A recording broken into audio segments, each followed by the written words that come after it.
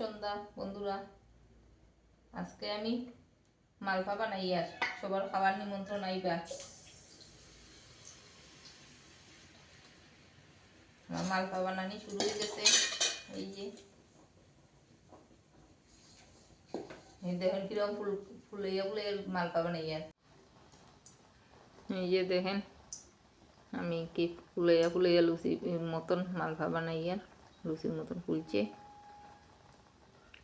আজকের থেকে আমি পিঠা বানানি স্টার্ট করে দিছি, কারণ কালকে অত বেশি পারতাম নাই, কালকে রান্না বান্না করতে লাগবো। এর মধ্যে পিঠা বানানি আরও তো একটা পিঠা বানাইমুনি, আরও তো বানাইতে লাগবো, তাই আজকে কিছু বানাইলি আর